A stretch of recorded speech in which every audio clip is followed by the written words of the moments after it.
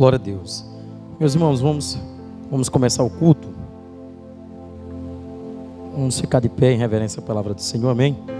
Para que a gente possa orar nessa noite. Louvado seja Deus. Feche teus olhos. Vamos clamar ao Senhor nessa noite.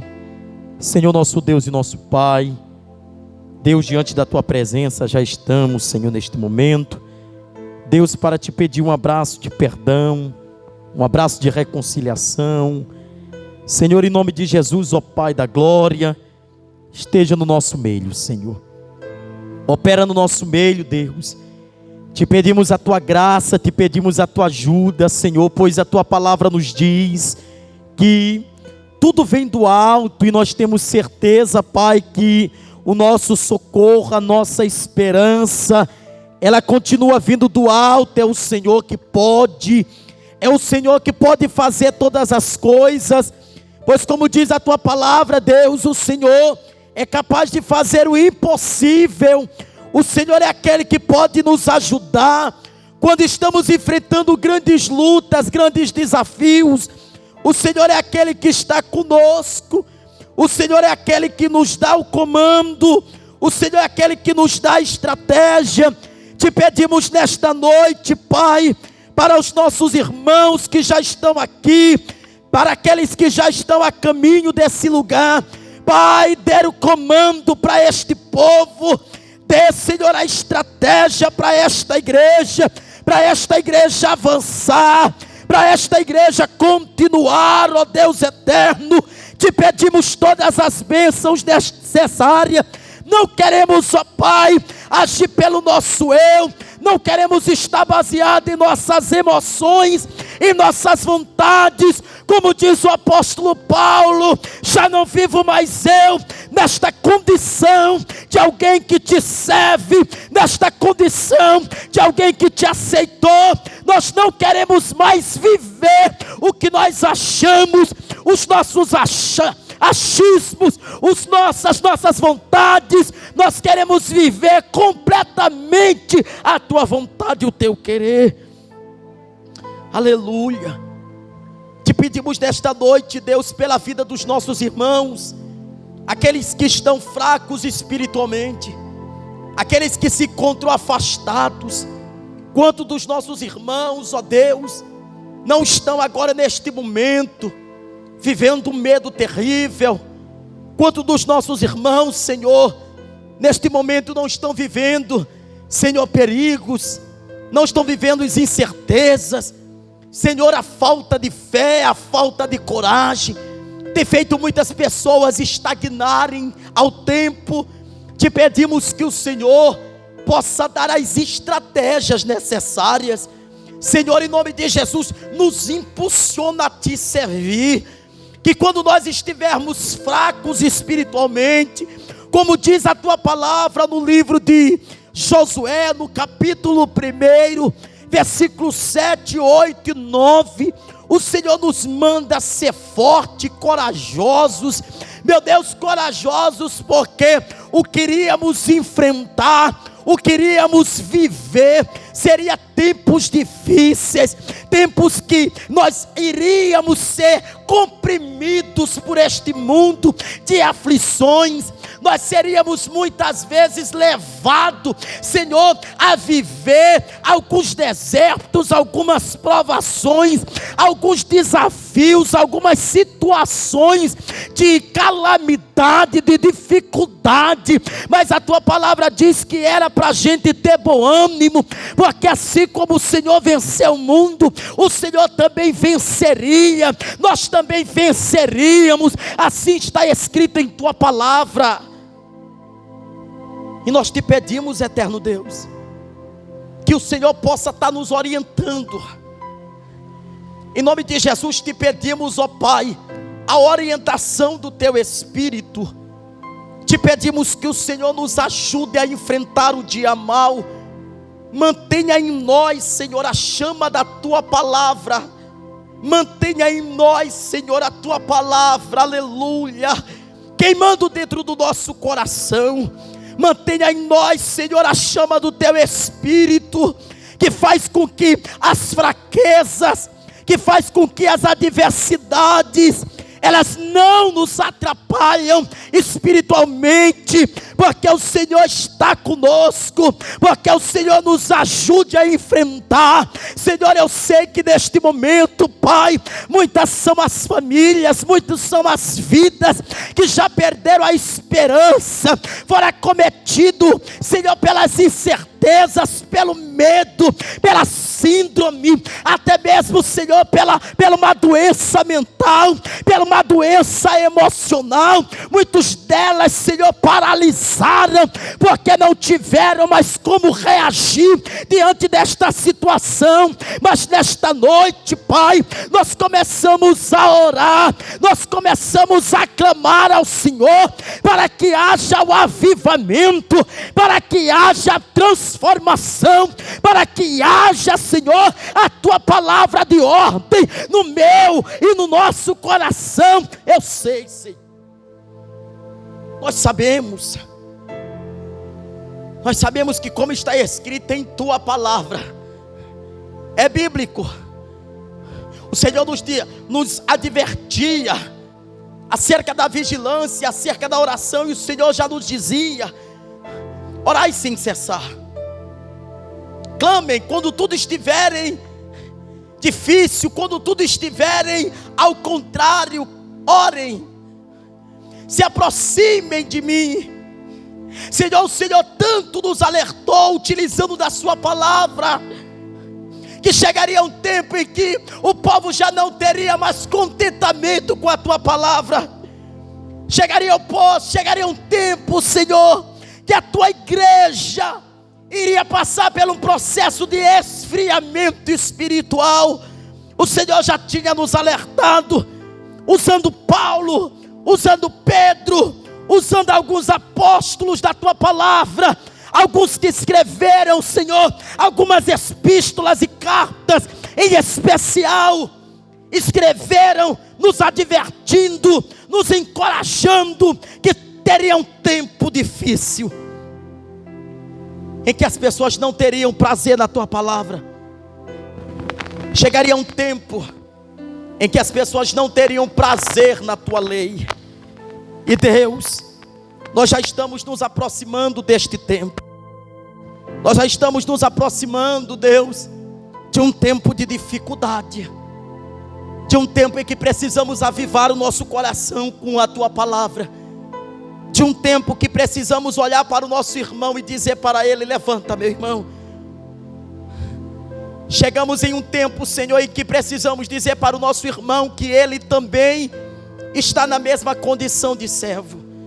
E Deus, como servo, como alguém que está sendo encorajado pela Tua palavra, na minha qualidade como pastor, Senhor, na minha qualidade como servo do Senhor, eu preciso, Deus, ter esta coragem de olhar para os meus irmãos e de dizer para eles: continue, ainda que tudo esteja difícil.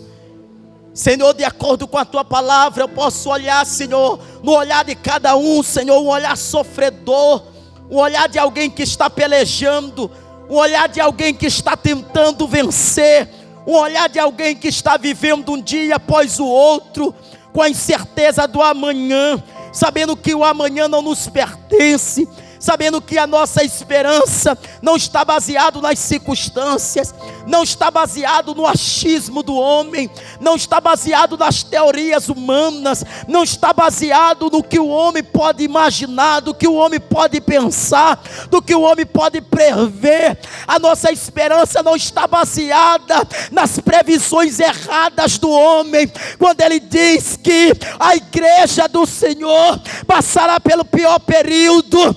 Não, a igreja do Senhor, ela está se preparando para morar lá no céu. Essa é a certeza que a igreja tem, e essa é a certeza pelo qual estamos pregando a Tua palavra. Que nesse altar, Senhor, que neste altar a Tua palavra seja verdadeira, que nesse altar, ó Deus, a igreja chamada eclésia, a igreja chamada rocha, a igreja chamada pedra, ela possa ser, aleluia, tocada pelo Teu Espírito. Quando ela querer parar, quando ela querer desistir, que ela não possa desistir, porque a visão visão da igreja não está neste mundo. A visão da igreja está no Senhor. E te pedimos, Deus, toma do menor até o menor e dos menores, que é o teu servo. Toma, Senhor, e levanta. Toma, Senhor, agora neste momento, Deus, a tua igreja. Eu clamo pela tua noiva. Eu clamo pelaquela que tem se preparado. Eu clamo pelaquela que tem se vestido, buscando santidade, buscando viver uma vida correta. Deus, chegou um tempo, Senhor, que precisamos falar tanta verdade. Chegou um tempo que nós não podemos modificar a tua palavra. Chegou um tempo, Senhor, que nós precisamos dizer para o nosso irmão que além dele ser importante, ele está no plano de salvação de Cristo. Precisamos olhar para o nosso irmão e precisamos dizer para ele: meu irmão, Jesus Cristo pagou um alto preço para ter a sua vida, para ter a sua alma. Lembre-se, não foi preço de ouro, não foi preço de dinheiro, mas foi preço de sangue, simbolizando o teu valor, um valor que não poderia ser pago por alguém que não estaria na visão do plano da salvação. E nós somos agradecidos, Deus, porque este amor nos alcançou. Mas somos mais agradecidos porque este amor tem alcançado as vidas, tem alcançado as nações. Este plano tem alcançado, este favor tem alcançado os lares, tem alcançado aqueles que necessitam, aqueles que precisam do Senhor. Quantas vidas não estão desviadas, quantas vidas não estão afastadas deste momento, quantas pessoas não estão em casa, vivendo alguns contrastes da sua vida. Quantas pessoas, Deus, não precisam e não necessitam ser curadas interiormente. Pessoas que já não têm mais prazer de te servir. Pessoas que abandonaram a sua fé simplesmente por uma decepção humana, porque alguém da igreja fez isso, ou porque alguém da igreja deixou de fazer. O nosso olhar não pode estar mais para o homem. O homem, a sua tendência é errar. Por isso que Jesus Cristo disse que o nosso próprio Deus disse uma passagem bíblica que ele não é homem para que minta, nem filho do homem para que se arrependa, porque o homem é feito do pecado, o homem é feito do erro, o homem está baseado neste erro aqui terreno, mas o nosso Cristo jamais pode errar. Então que a nossa visão possa estar em Cristo. Não olhe para o que aconteça em volta da igreja, porque o que acontece dentro da igreja e em volta da igreja vai contribuir muitas vezes para aquilo que Satanás queira implantar no seu coração, na sua mente. Lembre-se, o pastor não é super-homem. Lembrem-se, o irmão que está do seu lado também pode errar. Ele está sujeito ao erro, mas nós, pela sua infinita graça e misericórdia, fomos alcançados pela misericórdia de Cristo, que é infalível. A misericórdia de Cristo que pode mudar roteiro, que pode mudar história. Então eu te peço, Senhor, nesta noite a tua graça. Eu te peço, Senhor, o teu conhecimento, o ensino da verdade, o ensino da palavra, para que nós possamos estar como servos do Senhor, e que o meu prazer, como alguém que lidera a tua igreja, possa sempre estar nesse altar, pregando a tua palavra, não maquiando a Bíblia, não colocando o meu achismo, mas que eu possa sempre instruir a tua igreja na verdade da tua palavra. Senhor, abençoa este maravilhoso culto que já está se iniciando nesta noite. Então toma as nossas vidas em tuas mãos, toma tudo que vai acontecer aqui, todos aqueles que terão a oportunidade. Abençoa, Pai, para que tudo seja para a tua honra, para a tua glória e para o teu louvor. É que eu te peço nesta noite em nome de Jesus. Amém. Louvado seja Deus. Que bênção, meus irmãos. Chamamos a irmã Ana para estar louvando 2 hinos da harpa. Louvado seja Deus. Glória a Deus. Glória a Deus.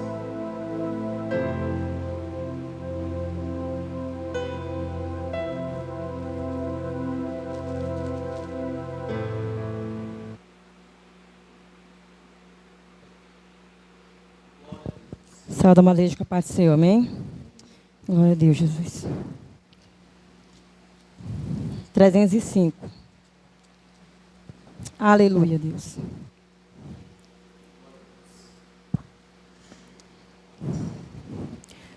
Amém?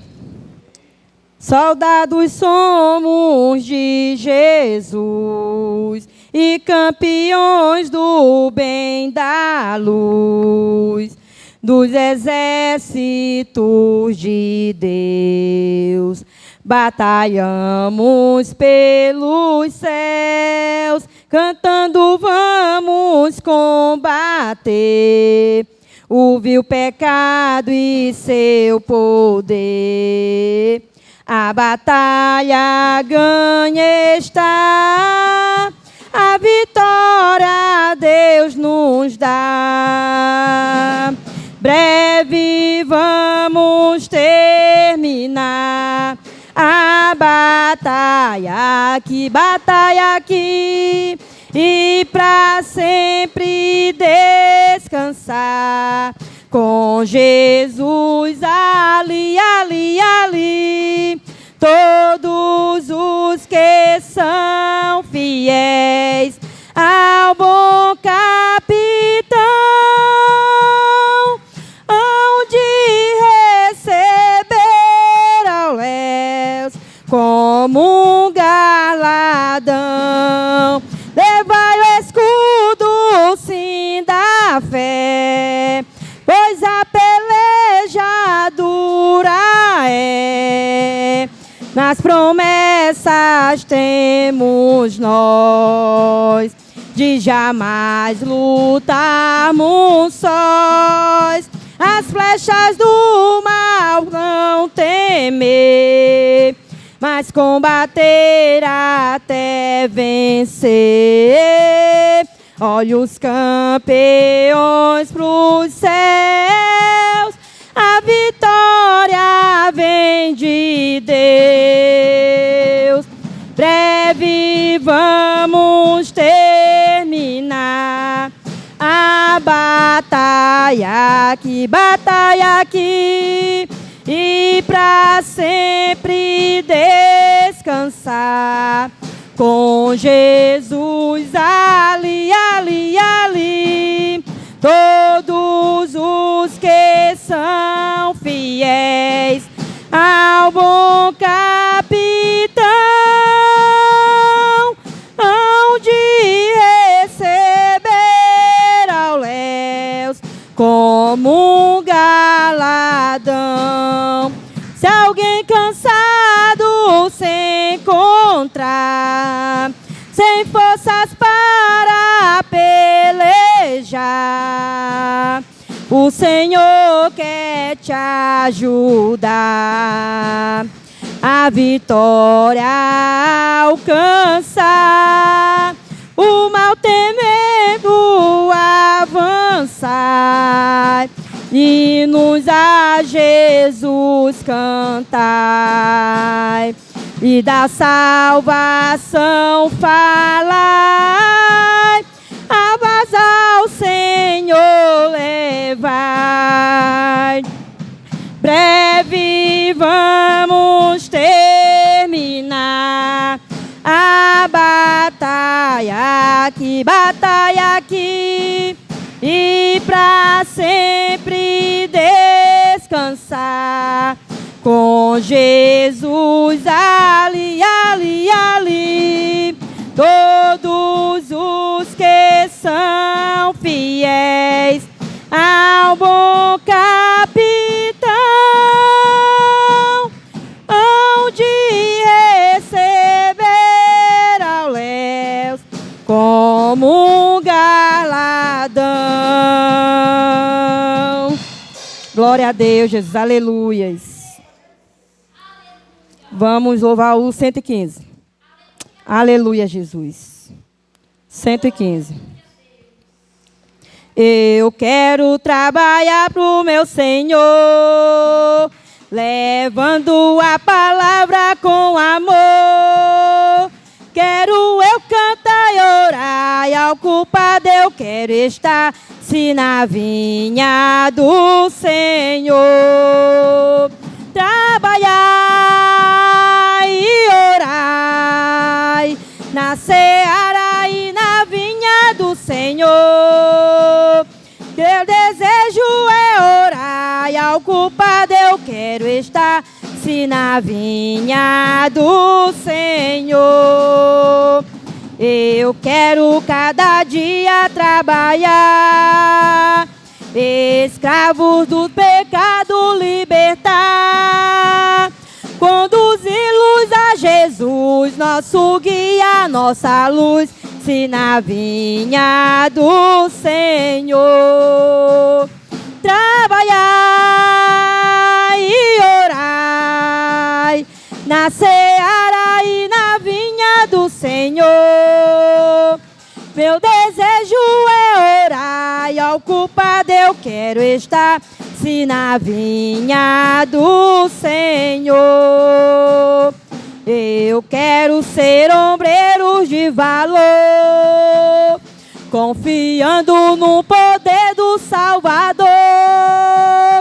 Se quiseres trabalhar, acharás também lugar, se na vinha do Senhor. Trabalhar e orar, na seara e na vinha do Senhor. Meu desejo é orar, e ao culpado eu quero estar, se na vinha do Senhor. Glória a Deus, eu agradeço a oportunidade em nome de Jesus.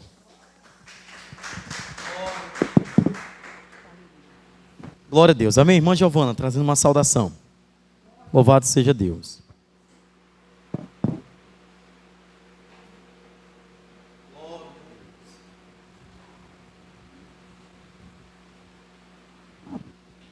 Saúde, amada igreja, com a paz do Senhor, amém? Vamos abrir a nossa Bíblia.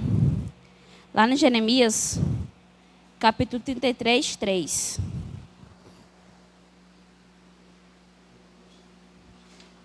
Jeremias 33, 3. Que fala assim: clama a mim e eu te responderei.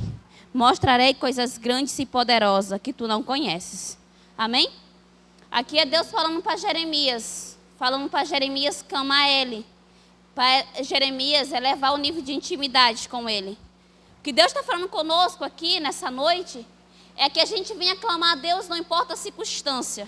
Que a gente venha clamar a Deus, não importa o que aconteça, a adversidade na nossa vida.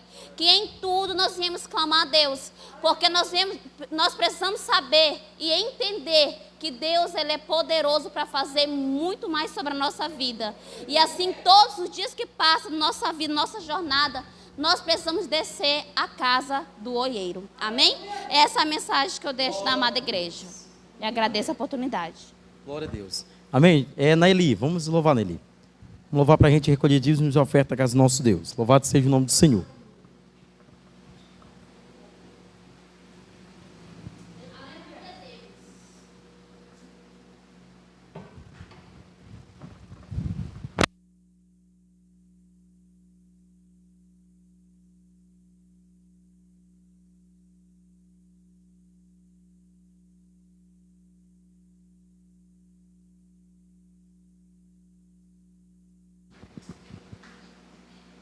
Glória a Deus. Saúde, amada igreja, com a paz do Senhor, amém?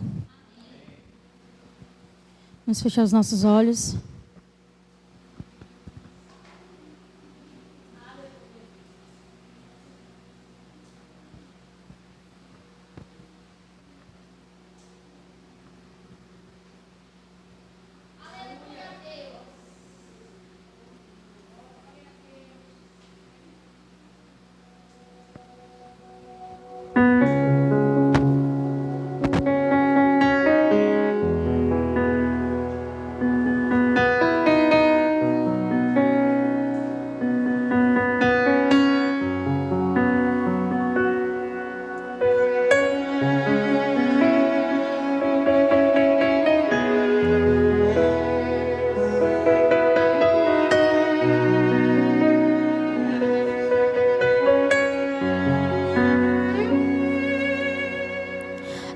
se preocupando à toa. O diagnóstico do homem não significa nada. Tenha calma. Sou eu quem dou a vida, sou eu quem tiro a vida e determino o tempo para curar as feridas. Sou eu quem faço. Quem é o homem para pôr um ponto final onde eu não coloquei? Não entre em desespero, enxugue as suas lágrimas, é tudo passageiro. Você precisa confiar e descansar. Descansa, quem te prometeu garante. Descansa, esse mal não é pra morte. Descansa, sou eu quem estou tocando agora. Já tenho a tua vitória, só precisas descansar.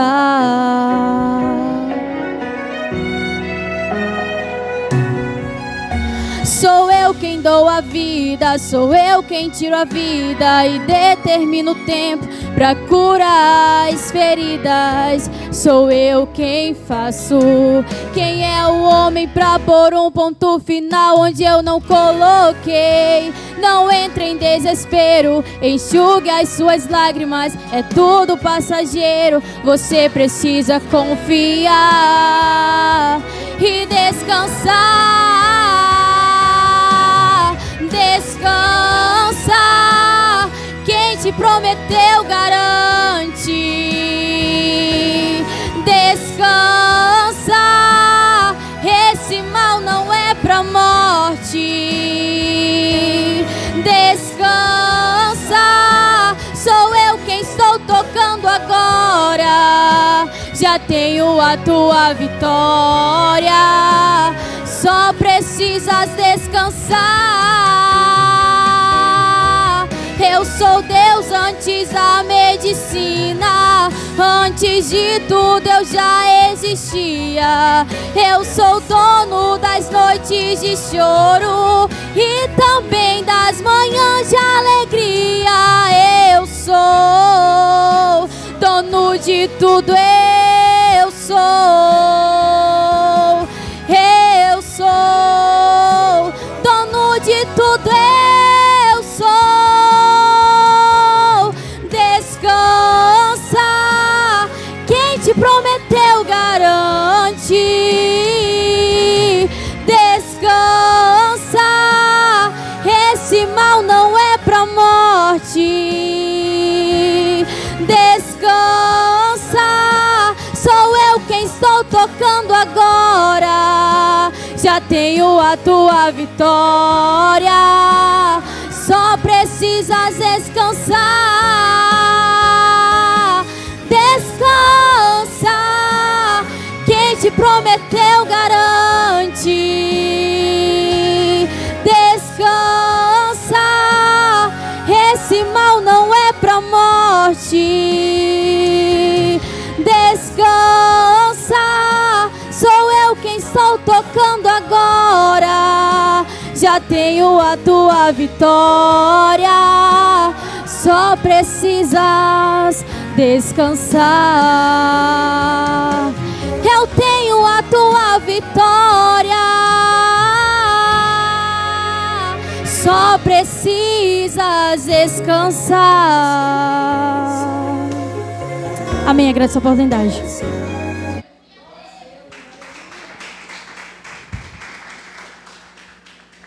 Glória a Deus. Louvado seja o nome do Senhor. Meus irmãos, vamos chamar a diaconisa Wanda para estar orando pelas ofertas, né? Louvado seja Deus.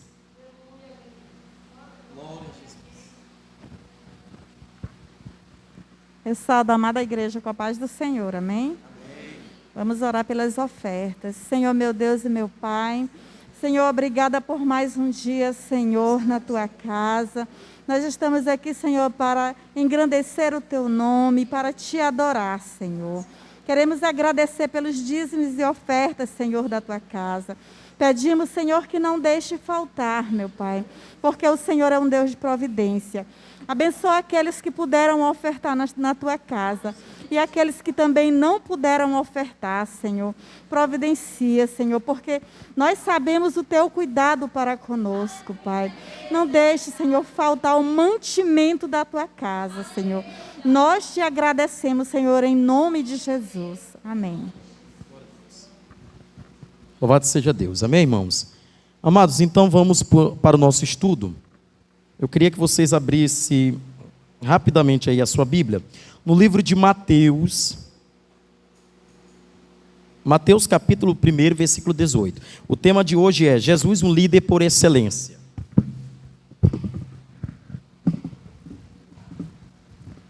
Ok?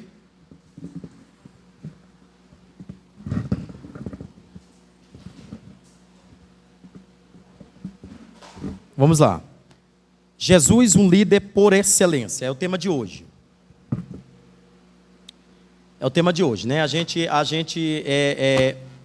Semana passada a gente foi para o último tema praticamente de batalha espiritual, sendo que na verdade a gente ainda nem terminou esse tema, né?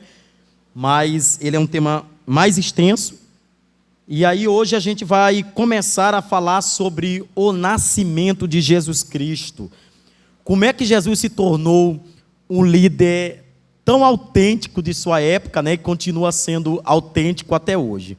Na verdade, quando a gente fala sobre a pessoa de Jesus, amados, olha que coisa interessante. Ao longo dos anos, todos os estudiosos possíveis que estudaram a pessoa de Jesus Cristo, eles chegaram em uma conclusão: não existiu no cristianismo alguém que enfatizasse tanto o módulo, ou o modelo, ou o exemplo, ou o ministério, ou tudo aquilo que Jesus ensinou com base, né, naquilo que ele vivia, como Jesus Cristo, né? Então chegamos à conclusão que na verdade o maior modelo que nós temos do cristianismo, propriamente da palavra de Deus, é Jesus Cristo. A gente poderia falar de todas as pessoas, mas o que mais importa é falar acerca de Jesus, amém? Anotaram o tema? Jesus, um líder com excelência ou por excelência. Amém? E aí vamos ler aí. Mateus capítulo 1, versículo de número 18. A partir do verso 18. Nós vamos ler do 18 até o versículo de número 25. Amém? Então vamos fazer a leitura. Foi assim o nascimento de Jesus Cristo. Maria, sua mãe, estava prometida em casamento a José, mas antes que se unissem, achou-se grávida pelo Espírito Santo. Por ser José, seu marido, um homem justo, e não querendo expô-la à desonra pública, pretendia anular o casamento secretamente, mas depois de ter pensado nisso, apareceu-lhe um anjo, que ele disse: José, filho de Davi, não tema receber Maria como sua esposa, pois o que nela foi gerado procede do Espírito Santo. Ela dará à luz um filho, e você deverá dar-lhe o nome de Jesus, porque ele salvará o seu povo dos seus pecados. Tudo isso aconteceu para que se cumprisse o que o Senhor dissera pelo profeta: a virgem ficará grávida e dará à luz a um filho, e chamarão ele de quê? De Emanuel, que significa Deus conosco. Ao acordar, José fez o que o anjo do Senhor lhe tinha ordenado e recebeu Maria como sua esposa, ou seja, firmou uma aliança, firmou um compromisso, mas não teve relação com ela enquanto ela não deu à luz a um filho. E ele lhe pôs o nome de Jesus, logo após o nascimento. Ok, amados? Quando a gente fala acerca de Jesus Cristo, né, a primeira coisa que a gente precisa compreender é o seguinte: é que o Evangelho ele dá toda a ênfase, principalmente ali, a partir do livro de Mateus, propriamente tanto Mateus, quanto Marcos, quanto Lucas, e até mesmo João, ele enfatiza e ele dá importância da pessoa de Cristo. Mas, o que acontece? Talvez a gente nunca houve o interesse de falar sobre a pessoa de Jesus, quanto neste tempo.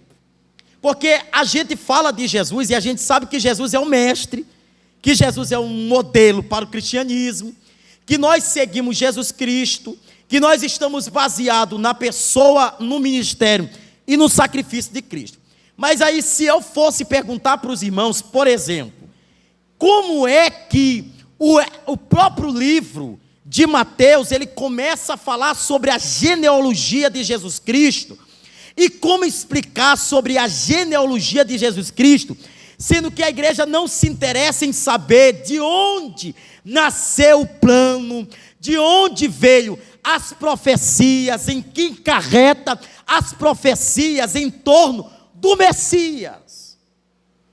Porque para nós, talvez, o que é mais interessante, o que é mais importante, é saber sobre a pessoa de Jesus Cristo no Evangelho de Mateus. Mas pouco nos interessa sobre as profecias anteriormente, principalmente aí no Antigo Testamento, que falava sobre esse Messias, como é que os judeus viam Cristo, que mensagem se baseava em torno desse nascimento, quem é que credibilizava em torno desse Messias, como é que se imaginava que esse Messias veria, quem ele era, qual era a sua passagem, qual era a sua mensagem, de onde ele surgira. E aí, por exemplo, no século I, que é o século propriamente do livro de Mateus, nós vamos ver que a forma da visão que Mateus tem de Jesus Cristo é uma forma muito, mas muito profunda. Por exemplo, se vocês partirem lá do princípio do livro de João, vocês vão ver que o primeiro capítulo de João, ele carrega em dizer assim: o verbo se fez carne e habitou entre os homens. Quando tu vê a palavra verbo, no original essa palavra é logos. Logos significa palavra em ação, aquele que teve a ação direta. Aí o que acontece? Quando tu vai para o livro de Mateus, o livro de Mateus ele é um livro mais aprofundado. Mateus ele está preocupado em responder alguns questionamentos que ficaram lá no Antigo Testamento. No Antigo Testamento houve muitas especulações acerca da pessoa de Cristo, quem ele era, quem era o Messias, por que Isaías profetizara, dizendo que este Emanuel viria para salvar a humanidade, mas primeiro ele tinha que ser revelado para os judeus, aí então ele tinha que ser revelado para os gentios, ou seja, para os de fora. É isso que Mateus está preocupado. A linguagem que Mateus utiliza é uma linguagem hebraica, e ele utiliza todos os termos em hebraico. Ele está preocupado em dizer para os judeus que Cristo, na verdade, ele é um sacrifício, ou seja, o seu nascimento está preenchido dentro de um propósito de plano de salvação. Para você ver que o interesse de Mateus, e aí eu queria que vocês gravassem isso aqui na mente de vocês. Primeiro, nós estamos falando de alguém que era pecador. Porque se vocês forem analisar a história de Mateus, Mateus era coletor de impostos. Mateus adulterava alguns impostos. Mateus roubava. Quando Cristo chama ele, você observa que o interesse dele é estudar o judaísmo no profundo, é estudar as leis, é estudar as cerimônias, é estudar as convicções, aquilo que se baseava a lei do judaísmo, aquilo que se baseava as visões do judaísmo, tão tal que a Bíblia não menciona isso. Mas se a gente for na teologia, até mesmo nos aprofundar, nós vamos observar que, por exemplo, quem fala que é a primeira pessoa no livro de Mateus, então se deriva o nome de Mateus, ele tá colocando a primeira pessoa nele, porque ele estava preocupado em justamente responder aquilo que era questionamento dos judeus. Por quê? Que Messias era esse? Será que o Messias já não tinha vindo? Então você observa que, por exemplo, o trabalho que ele tem no capítulo 1 é falar na genealogia de Cristo. Da onde vem esta promessa? Aí nós vamos observar aí que a promessa se baseia em quem? De Abraão até Jacó, os patriarcas. Daqui a pouco ele vai ultrapassar a linhagem de Jacó e ele vai pegar a linhagem dos filhos de Jacó, que vão fazer parte do ciclo das 12 tribos.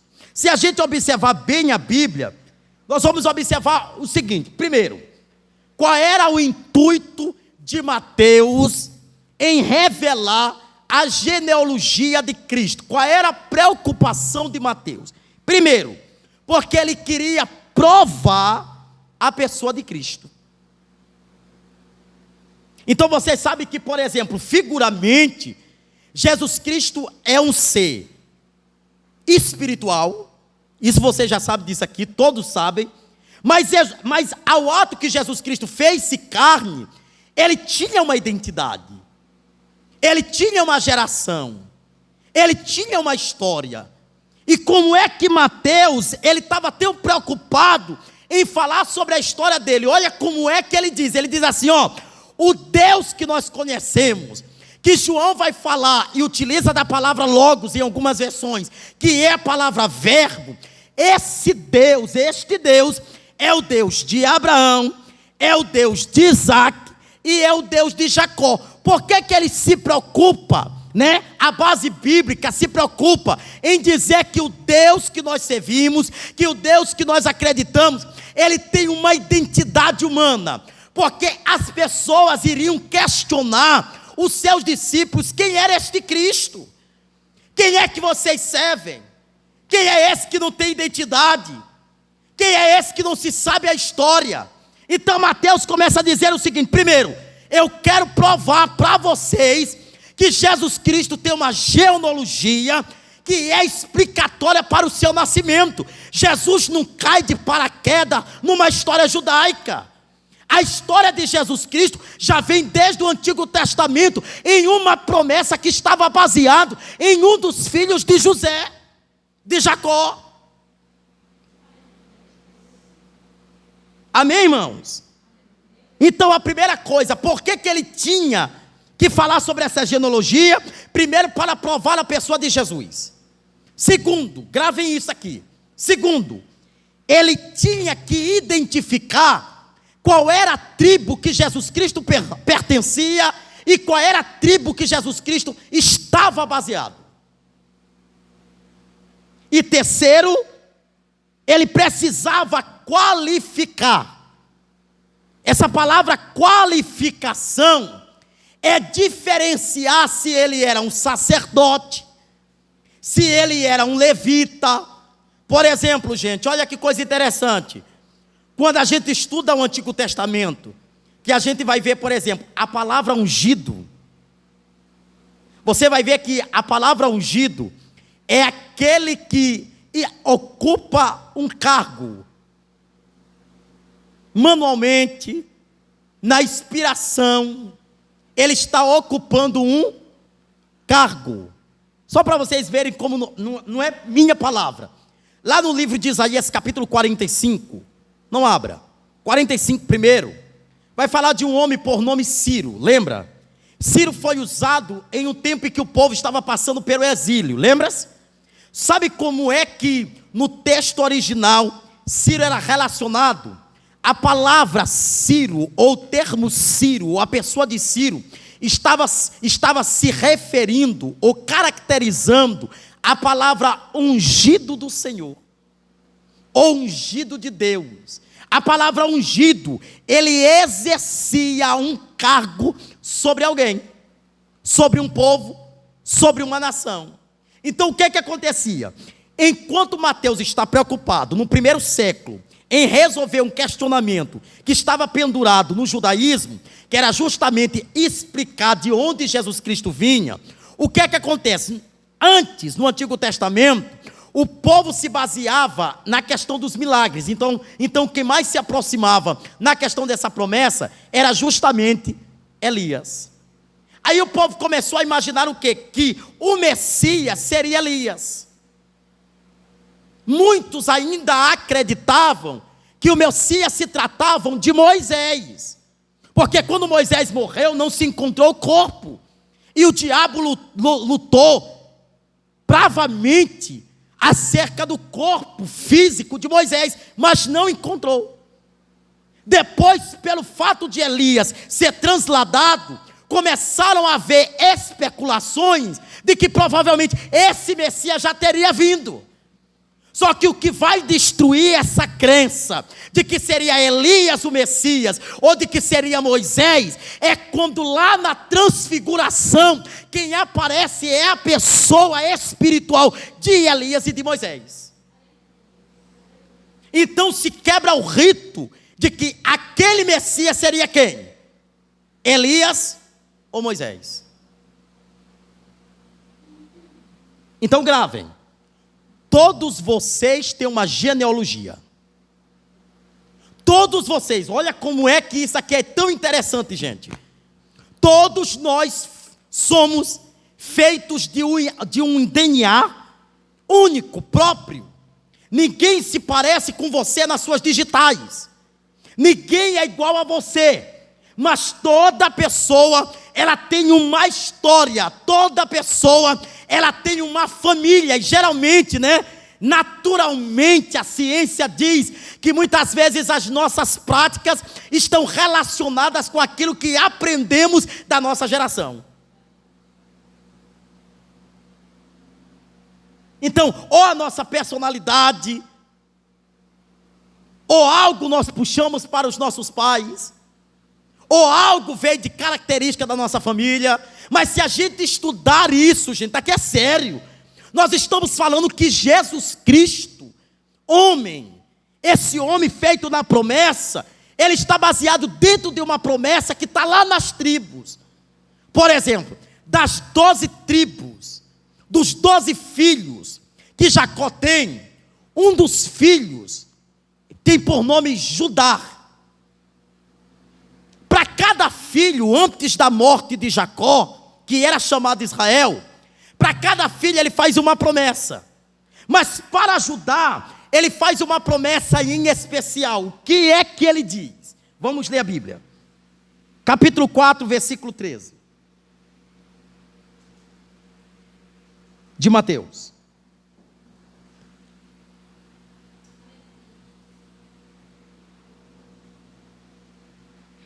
Aliás, deixa bem aí aberto esse capítulo 4. Deixa bem aberto rapidão. Vamos ler aqui. Mateus capítulo 2.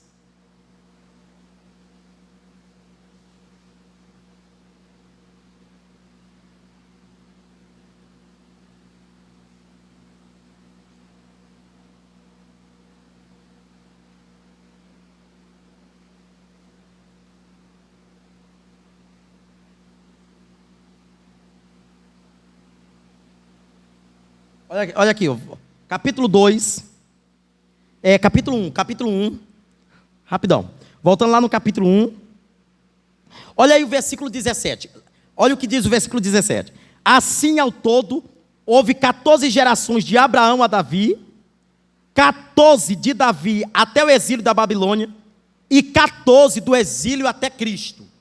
Olha qual era a promessa.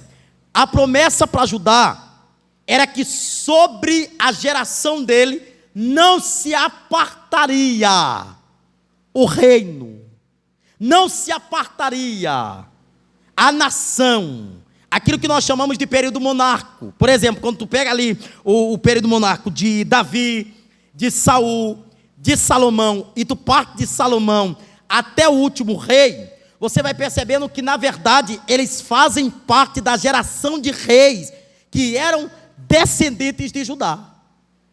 E Jesus Cristo, se você analisar bem a Bíblia, você vai ver que Jesus Cristo, ele tem parentesco com Judá, que era filho de Jacó.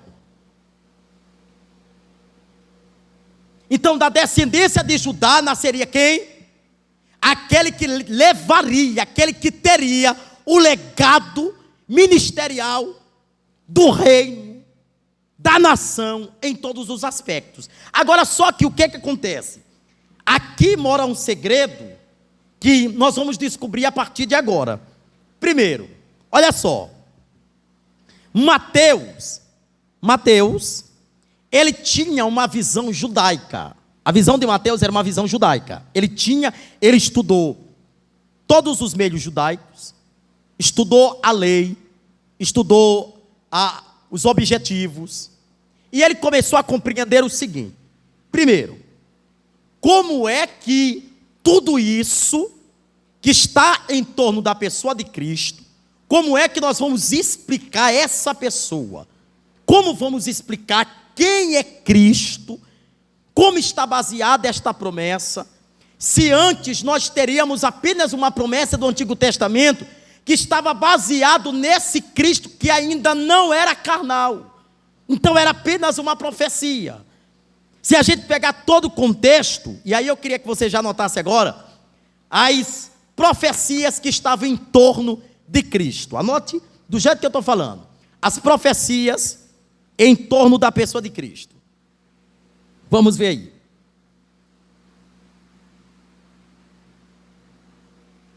As profecias. A primeira profecia que estava em torno de Jesus Cristo. Primeiro, o Messias viria da semente da mulher. O Messias viria da semente da mulher. Gênesis capítulo 3, versículo 15. Vamos ler? Gênesis 3,15.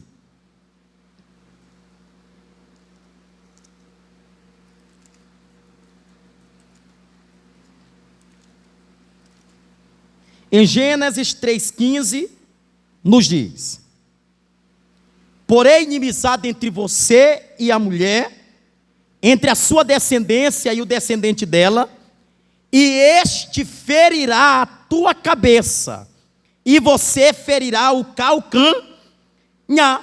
Aí essa é a base, é uma profecia aqui. Ok? Agora vamos ver o cumprimento no Novo Testamento, vamos ver se de fato isso se cumpriu.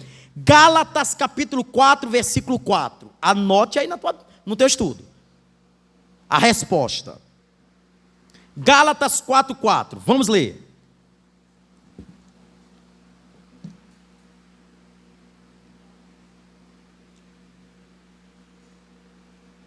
Gálatas 4, 4.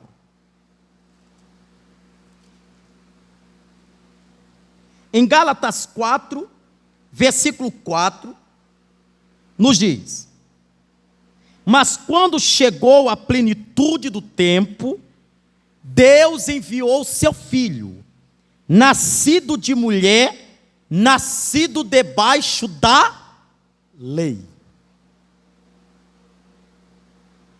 Vocês estão compreendendo? Existe uma profecia no Antigo que se cumpre no Novo, e nós vamos ver essas bases. Segundo a profecia em torno de Cristo, o Messias seria descendente de Abraão. Pastor, por que esse Messias seria descendente de Abraão? Não precisa abrir. Lá em Gênesis capítulo 12, versículo 3, o que ele diz? Que toda a geração futura, a partir de Abraão, seria abençoada a partir de Abraão. Mas ele diz o quê? Eu abençoarei os que te abençoarem e amaldiçoarei os que te amaldiçoarem. Vamos ver se de fato isso aconteceu? Mateus primeiro. O que ele diz na genealogia? Registro da genealogia de Jesus Cristo, filho de Davi, filho de Abraão. Então esta promessa de fato se cumpriu. Terceira promessa: o Messias viria da tribo de Judá. O Messias viria da tribo de Judá. Gênesis capítulo 49, versículo 10, que era o texto que eu queria ler ainda há pouco. Vamos ler? Gênesis 49, 10.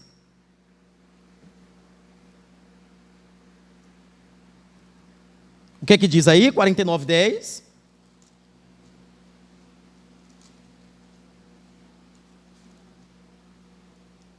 Gênesis 49, 10 diz: o cetro. O que significa o cetro, gente? O cetro. Como? Demônio? Demônio não. O cetro significa o quê? Poder.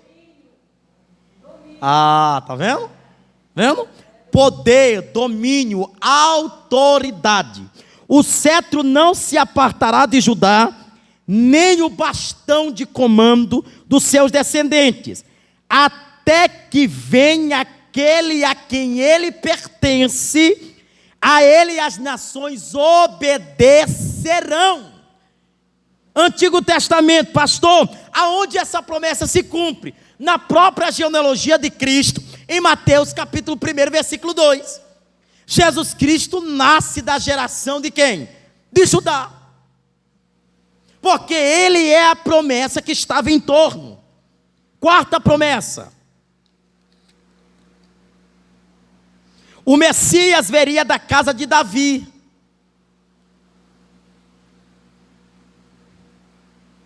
Segunda Samuel capítulo 7, versículo 13. O Messias viria da casa de Davi. Vamos ver se de fato essa promessa. Por isso que eu digo sempre para vocês anotarem e trazerem a Bíblia para que a gente possa examinar. 2 Samuel 7,13.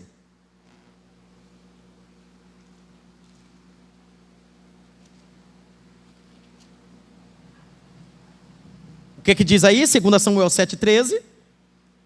Será ele a quem construirá um templo em honra ao meu nome, e firmarei o trono dele para sempre. Não é isso? 2 Samuel 7,13. Em referência a quem? Quem é a referência aí? Quem? A Jesus, não é isso? Porque o 14 diz o quê? E eu serei o seu pai, e ele será meu filho. Quando ele cometer algum erro, eu punirei com castigo dos homens, com açoites aplicado por homens. Mas ele diz aí o versículo 15, não é isso? Versículo 15.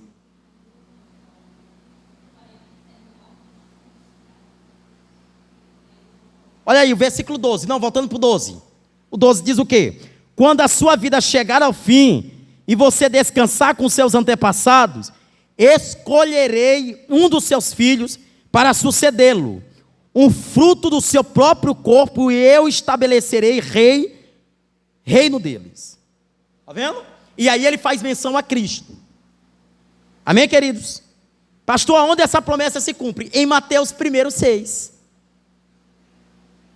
Porque Jesus Cristo, já deixe sempre aberto em Mateus, para vocês verem as comparações se está certo ou não. Tá bom? Quinto, o Messias nasceria de uma virgem. Se foi promessa. Isaías capítulo 7, versículo 13 e 14.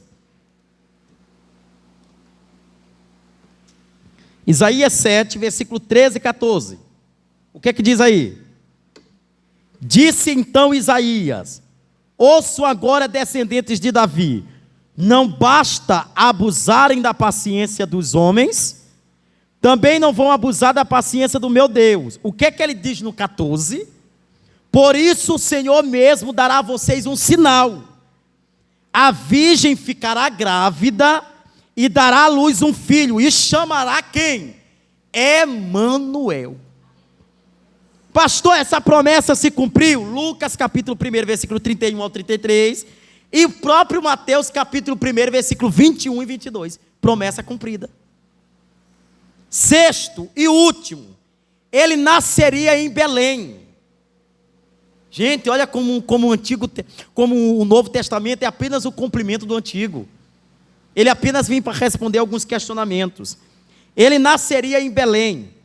Miqueias capítulo 5, versículo 2.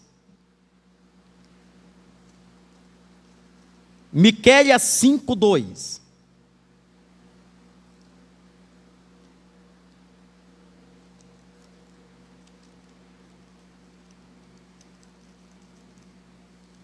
Miqueias 5, 2. O que é que diz aí versículo 5, capítulo 5, versículo 2? Nos diz: mas tu, Belém Efrata, embora pequena, entre os cães de Judá, de ti virá para mim aquele que será o governante sobre Israel. Suas origens estão no passado distante e em tempos antigos. Para que ele está fazendo essa referência? Para Jesus. Pastor, aonde se cumpre? Lucas capítulo 2. Vamos ler agora. Lucas capítulo 2. Versículo 3 ao 7. Gente, vocês estão acompanhando, né? Lucas capítulo 2, versículo 3 ao 7. O que ele diz aí, versículo 3? E todos iam para a cidade natal, a fim de alistar-se. Assim José também foi da cidade de Nazaré, da Galiléia para a Judéia, para Belém, cidade de Davi, porque pertencia à casa e à linhagem de Davi. Ele foi de alistar-se com Maria, que lhe estava prometida em casamento, e esperava um filho. 6. Enquanto estavam lá, chegou o tempo de nascer o bebê. 7. E ela deu à luz o primogênito, envolveu em um pano e o colocou numa manjedoura, porque não havia lugar para hospedaria. Vocês estão compreendendo isso? Gente, por isso que eu disse lá no grupo da igreja: irmãos, não faltem, né? Eu gostaria que tivesse mais pessoas aqui para compreender isso. O Antigo Testamento está cheio de promessas acerca do Messias. Mas o Novo Testamento é o que compreende as respostas do que tinha lá no Antigo. Aí voltando aqui, que nós vamos já descobrir algumas coisas aqui importantes que eu anotei. Voltando lá para a questão lá de Mateus, olha o que acontece. Mateus, ele tinha algumas características, irmã Wanda, que eu fiz questão de anotar isso aqui, não para vocês anotarem, só para vocês verem como ele é um livro tão especial e como ele é um autor tão especial. Primeiro, porque ele conhecia profundamente a genealogia dos judeus da Palestina. Por isso que provavelmente ele foi aquele que ficou encarretado, porque, por exemplo, se vocês lerem o livro de Marcos, o livro de Lucas e o Evangelho de João, a preocupação deles estava mais baseado na questão da missão de Cristo, na questão do propósito de Cristo, né? O que Cristo fez, quais foram os sofrimentos. Mas Mateus não, Mateus ficou preenchido em resolver os embates que estavam correndo em torno da mente dos judeus. Então, por isso que eu digo que ele é um livro especial. Quando eu comecei a ler ele, né, que eu estava lendo ele de madrugada, na verdade, estava fazendo um estudo de madrugada. Quando eu comecei a analisar o contexto de Mateus, eu comecei a ver, meu Deus, por que Mateus ele é um livro especial? Né? Por que ele ficou encarretado de resolver esses questionamentos que estavam em torno da mente dos judeus? Porque ele não se preocupou em falar do ministério, ele não se preocupou em falar do objetivo de Cristo, ele ficou preocupado em resolver a questão desse Messias, que teria um reino. E um outro detalhe que nos chama mais atenção ainda, é que em todo o Antigo Testamento, os reis, dominavam sobre o reino físico. Agora tu imagina alguém chegar e dizer que o reino dele estava baseado nos céus. Vocês imaginam quantos questionamentos não ficaram em torno disso? Olha, Davi, Salomão, Saul, Roboão, Jeroboão, Josafá, Josias. Ezequias, entre outros reinos, eles estavam baseados em reinos físicos, em reinos vividos. Aí chega alguém, né, dizendo que tem um reino que está nos céus. Você imagina quanto não embananou a mente dos judeus? Que rei é esse?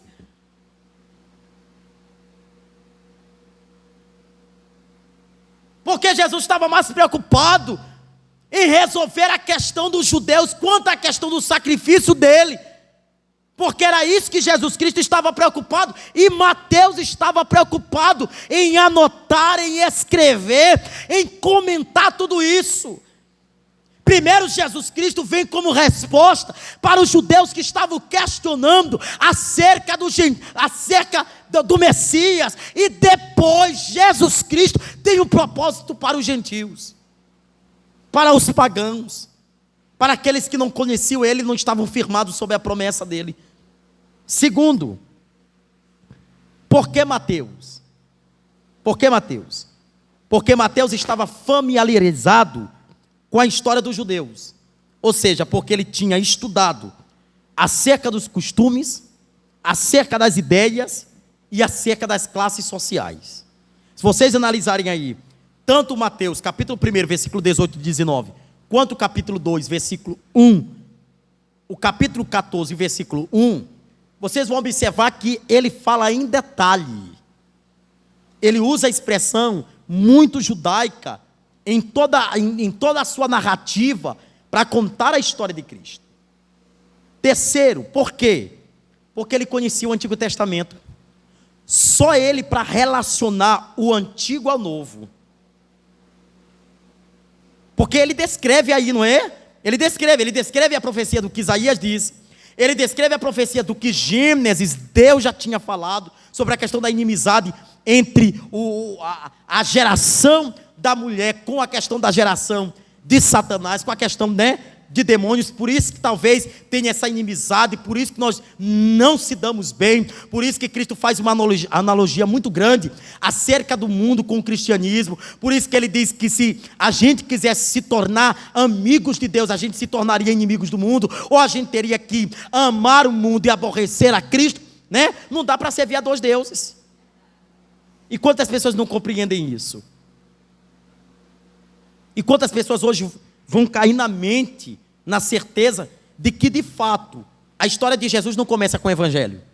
A história de Jesus começa com o Antigo Testamento. Por isso que eu gosto de trazer estudo para a igreja, porque a gente vai nos aprofundando. Amém? E terceiro, era muito provável que esse autor seria um judeu. Porque se ele utiliza da linguagem, das formas, dos termos, então, provavelmente, ele se partia de uma linguagem judaica. Por exemplo, se vocês analisarem a Bíblia, tu sabe quem é que chama Jesus Cristo de Nazaré, ou Jesus Cristo, o Filho de Deus, ou Jesus Cristo, o Filho do Homem? A única pessoa que relaciona esses termos é Mateus.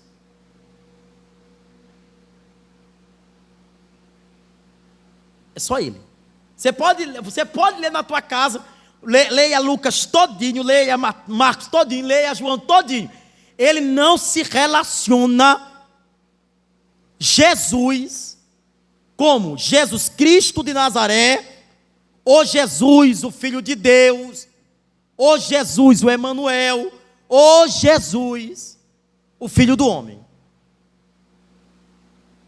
Para vocês analisarem, gente, vocês vão aprender isso aqui agora. Não anote, só olha para mim aqui. A palavra Jesus Cristo, essa palavra Jesus Cristo, faz sentido com o nome Josué. Esse termo Jesus, hein?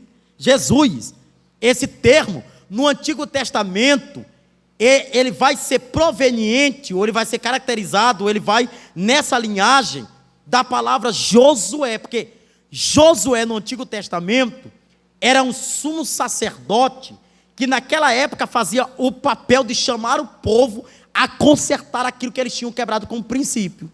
Aí, por exemplo, essa palavra Jesus, ela é uma palavra hebraica, com sentido grego. Está vendo? Que significa, olha isso aqui, ó, que significa socorro ou salvação. Vendo? A palavra Jesus significa socorro ou salvação. Por isso é que ela é uma palavra hebraica, mas com a linha de interpretação grega. Quer ver? Para vocês analisarem que eu não estou falando bobagem. Filipenses capítulo 2, versículo 9.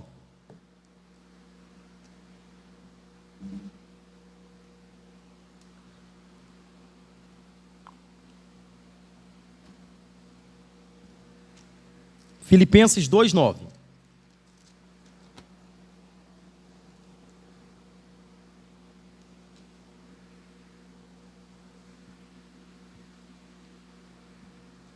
O que diz aí 2,9? Por isso Deus o exaltou a mais. Em alta posição ele deu o nome que está acima de todo o nome. Qual é o nome que está acima de todo nome? Jesus Cristo. Vendo? A palavra Jesus é isso. Mas pastor, e a palavra Cristo? É uma junção. A palavra Cristo, olha isso aqui, gente, ó. Esse termo Cristo é apenas uma posição. Só simboliza uma posição. Ou seja, Jesus é o seu nome, ou o nome que está acima de todos os nomes. Quando ele relaciona, quando ele une as duas palavras, Jesus Cristo, essa palavra Cristo é meramente uma posição que esse Jesus está, ou se baseia. Por isso é que talvez muitas pessoas não compreendem isso. O nome de Deus, ou o nome de Cristo, para nós, vai virar loucura. Porque o seu nome não pode ser diferenciado por um estudo humano. O homem, por anos, o homem tentou estudar quem era Deus. Quem é Deus? E eu não sei se vocês se recordam, mas um dos maiores filósofos da história concluiu que no cristianismo Jesus Cristo é o modelo de mansidão, é o modelo de sacrifício e o modelo a ser seguido. O maior filósofo da história concluiu isso. E hoje os homens estão, muito mais preocupados em saber o nome de Deus do que preocupados com a sua salvação em Cristo. E aquilo que Paulo já nos alertara, dizendo: a sabedoria de Deus é loucura para o homem. A sabedoria de Deus é loucura para o homem. Como entender Deus? Como entender Jesus Cristo, que se faz homem, mas mesmo assim, Ele é Deus? Na forma de uma divindade, que é o próximo assunto que nós vamos estudar, porque nós vamos dar continuidades aqui, Jesus Cristo homem. Na próxima semana é o que nós vamos trabalhar. Como é que está preenchido isso? Como é que está baseado essa divindade que algumas igrejas têm regra como a Trindade? O Pai, o Filho e o Espírito Santo. Quem Ele é? Numa figura unitária, mas sabendo que Ele está preenchido entre três pessoas. Ele não exaltou em deixar a sua glória para se fazer homem e morrer por nós. Ele não pensou em um só momento em fazer o maior dos sacrifícios. Amém? E aí, na nossa Bíblia, está muito comum a gente chamar Jesus Cristo Filho do Homem. É muita referência em relação a isso. E na verdade esse termo Filho do Homem apenas significa alguém que está falando de si mesmo. Só isso. Ele estava falando de si mesmo. Filho do homem. Agora eu lhe pergunto: na figura espiritual, Jesus Cristo é filho do homem? Então, esse termo é figurativo na questão humana. Na questão do seu nascimento, da sua carne. Ok? E aí, por último, a expressão que todos chamam, Filho de Deus.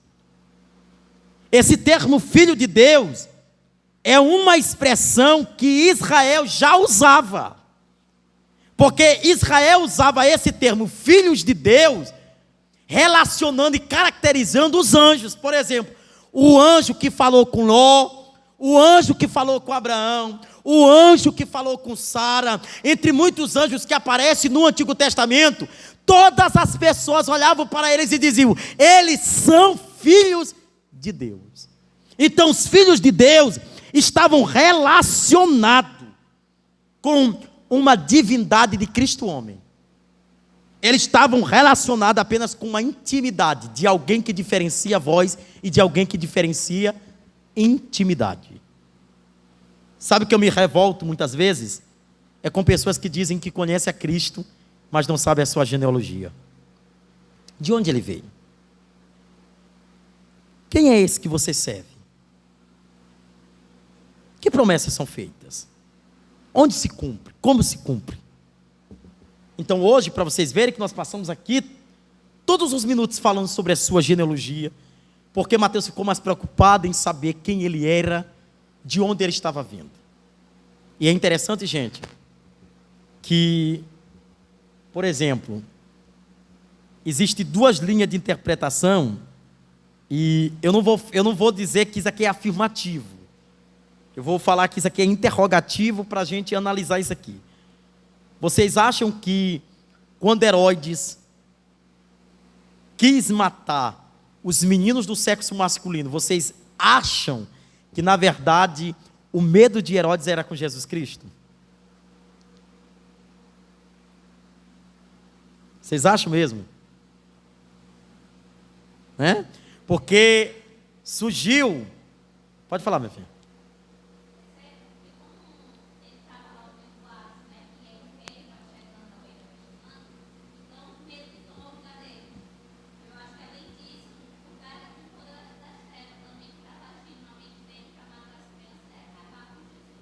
Certo. Agora olha uma coisa interessante, Giovana. Você sabia que Herodes possivelmente queria matar todos os meninos homens, numa linha, claro que eu estou falando aqui que não é afirmativa, é interrogativa. Provavelmente também, simplesmente para não deixar o trono para ninguém.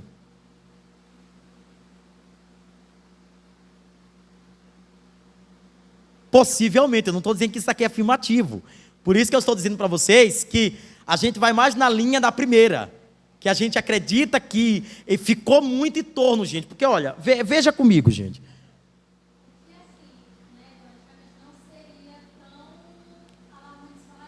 Sim.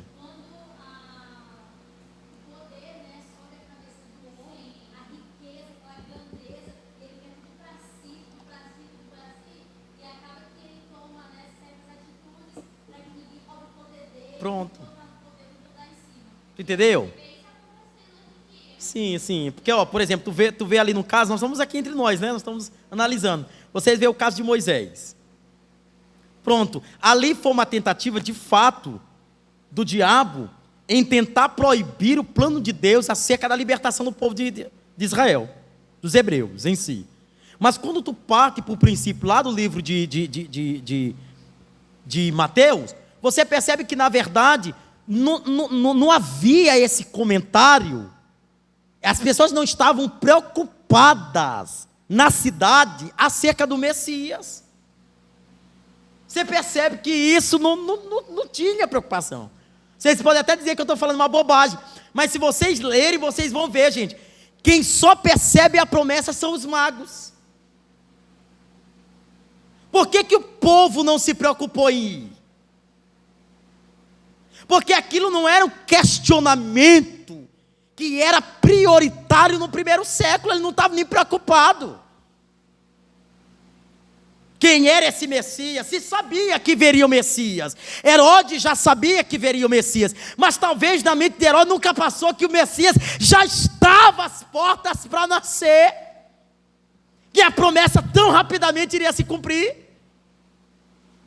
De repente os magos vão lá de uma forma humilde e entrega, a mirra, entrega o ouro, a prata, simbolizando a humildade dos poderes da terra. Mas você percebe que a partir dali, Jesus Cristo queria padronizar dentro do judaísmo quem ele era, para que é que ele veio. Posso fazer uma pergunta para vocês? Depois que Jesus Cristo já estava bem entendido como homem, aos 12 anos, ele vai pregar onde? No templo. Pregar para quem? Para os mestres estudiosos da época. Por que Jesus, ele está mais preocupado em pregar para os mestres estudiosos da época? Porque se eles estudavam, eles só tinham como base a Torá. Se a Torá era apenas os 5 primeiros livros da Bíblia, que é Gênesis, Êxodo, Levítico, Números e Deuteronômio, então nada estava em torno da explicação do Messias, que ele era.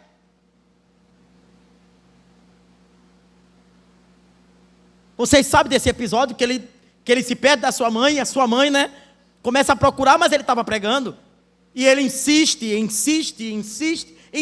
Gente, se vocês analisarem, eu já vim estudando há um tempo sobre isso, vocês sabiam que dos 33 anos que Jesus Cristo teve sobre a terra, praticamente mais de 90% de toda a idade dele, ele pregou em sinagogas e templos. Estudiosos dizem que ele passou apenas 3 anos da sua vida, dos 33, ele passou 3 anos pregando para os seus discípulos.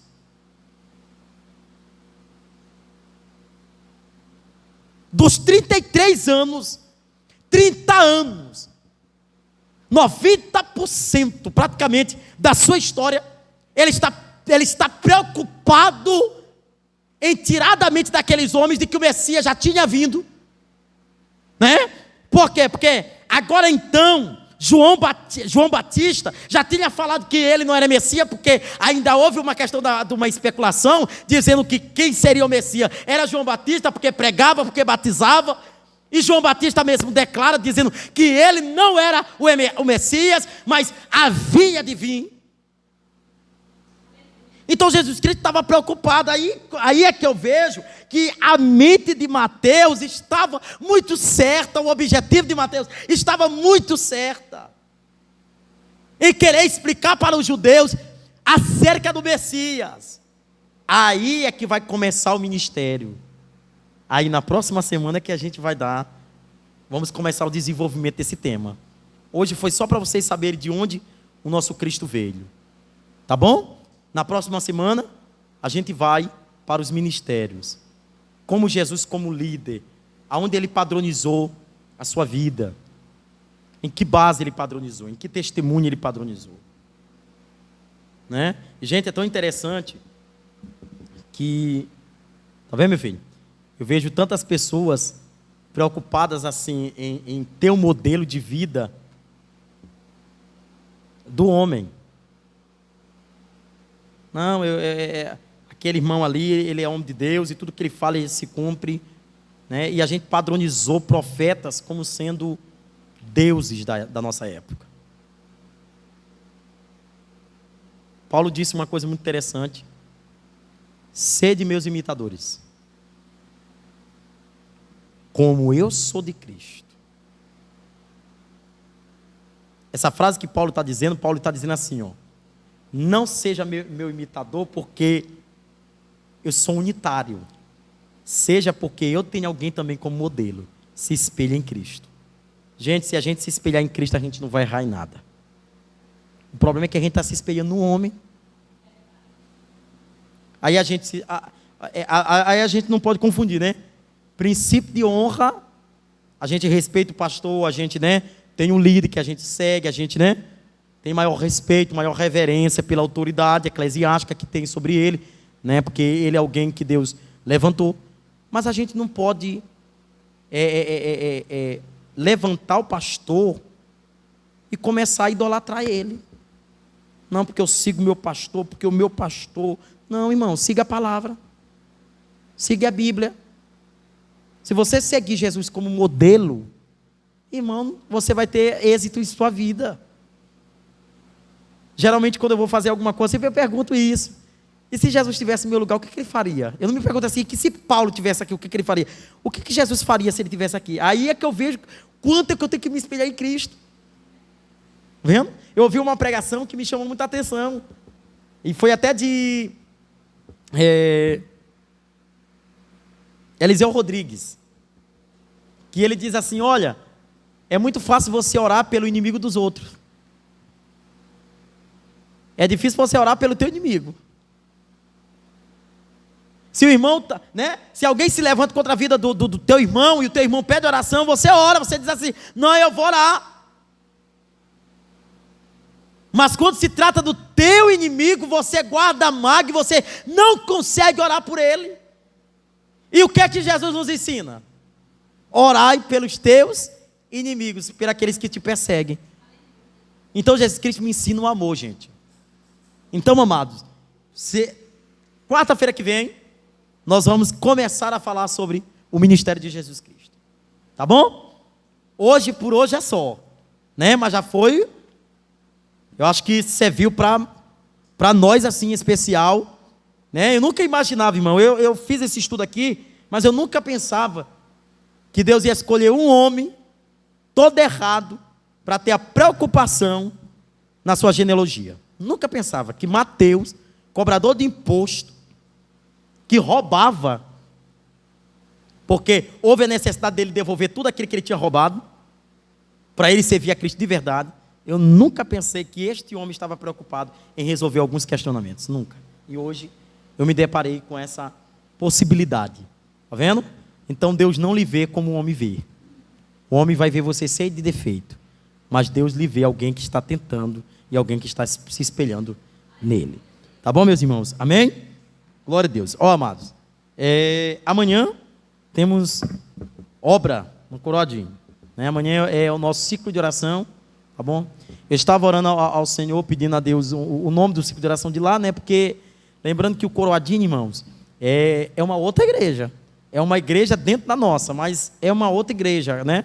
Que nós estamos levantando para fazer um grande templo ali, em nome de Jesus. Eu espero, daqui a pouco a gente tem um grande templo, tá certo? E aí já tá lá as cadeiras, né? Nós já temos as cadeiras, levamos toda a equipagem de som para lá, já tem o som, já tem microfone novo lá, tá bom? Aí, em nome de Jesus, daqui a algumas semanas, já vamos ter o nosso púlpito novo lá, tá bom? Irmã Meire está na direção de organizar a parte da ornamentação de lá. Ela vai preparar algumas flores para estarem sempre, né, bonita a congregação. Aí amanhã é o ciclo de oração. E orando ao Senhor, pedindo ao Senhor, porque o nome do nosso ciclo de oração daqui da sede é Colunas de Fé. Eu disse, Senhor, e o nome de lá? Aí o Senhor me deu hoje de madrugada. Naquela hora que eu mandei a mensagem para a senhora, o Senhor tinha acabado de ministrar. Ali a palavra, né?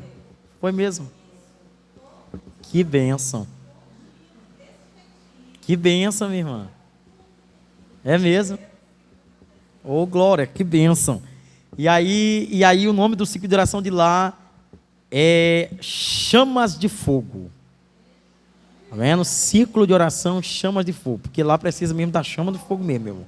Porque nós estamos num território ali que precisa mesmo do Senhor, tá vendo? E aí quem vai estar ministrando no primeiro ciclo de oração Chama de Fogo é a nossa diaconisa Wanda, que vai estar ministrando lá amanhã, né? Tá vendo? Tá bom? Que vai estar ministrando a palavra lá amanhã em nome de Jesus, tá vendo? Segunda-feira teve culto de doutrina lá, irmão. Pensa no culto de doutrina tremendo, tá? Já está disponível no nosso canal. Irmão, tremendo mesmo. Foi mesmo tremendo, meu irmão. Foi uma coisa muito linda, tá vendo? E eu espero que a gente, em nome de Jesus, tá vendo? Eu espero que seja uma bênção em nome de Jesus. Ó, amados, quinta-feira, amanhã, Coroadinho, sexta-feira, ciclo de oração aqui na congregação. Aí sábado vai ter culto da mocidade, né, Gel? Culto da mocidade aqui na igreja. E nós vamos ter a entrega do sopão no Socorrão 1 e 2. Tá vendo? Socorrão 1 e 2. Sábado nós vamos para a nossa ação social. E aí no domingo, culto culto e de manhã, já estou até falando isso aqui, porque muita gente vai nos acompanhar pelo nosso canal. No domingo nós vamos ter a nossa EBO.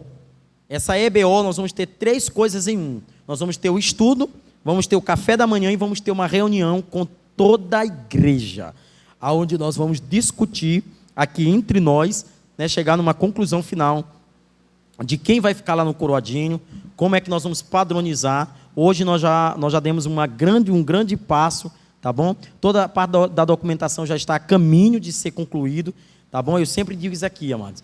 Eu não gosto de abrir igreja e colocar lá uma placa antes de ter documento. Se tem uma placa e tem um povo, tem que ter o documento e a gente tem que né, andar certinho sob a lei, para que nada aconteça, né, com a congregação. Então nós já demos a entrada hoje, né, com o advogado, e vamos esperar aí que até segunda, terça-feira, em nome de Jesus, os documentos já estejam todos aprovados, chegue até a nós e a gente padronize lá toda a questão da documentação lá da obra. Tá certo, amados? E aí, terça-feira, é a nossa obra aqui no Novo Aurora. Inclusive, o irmão Joabe, né, terça-feira agora passada, eu despachei ele de manhã, e ele já tinha se programado na segunda, pedi perdão para ele, já tinha feito ali um lanche para nós, já estava tudo bacana, mas ainda bem que ele disse: pastor, terça-feira eu estou esperando a igreja, tá? Vamos se preocupar não, que a gente vai estar aqui, tá bom, irmãos? Então eu creio que vai ser uma grande obra ali no Novo Aurora para Cristo, amém? Glória a Deus, vamos ficar de pé, em nome de Jesus. Pedimos que a irmã Maria encerre o culto aqui, nessa noite. Louvado seja Deus. Né? A irmã Maria agora que já está casada, graças a Deus, né, minha filha? Foi uma bênção o casamento, graças a Deus. Ora aí, minha filha. Glória a Deus. Salve, amada igreja, com a paz do Senhor, amém? Vamos fechar nossos olhos. Senhor, nosso Deus e nosso Pai, estamos aqui, Pai, para te pedir um abraço de perdão, um abraço de reconciliação, Senhor Deus. Que o Senhor venha estar nos perdoando. Senhor, perdoe as nossas falhas, papai. Senhor, o Senhor sabe que nós somos falhos, meu Deus. Mas em teu nome nós te pedimos, Pai, perdão por tudo que nós fizemos de errado, Pai.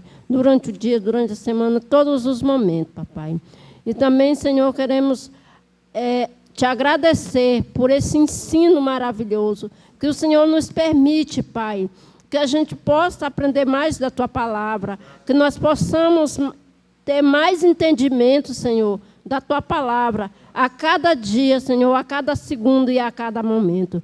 E também, Senhor, queremos te pedir que nos leve para os nossos lares, debaixo da tua graça, debaixo do teu Espírito, Senhor Deus.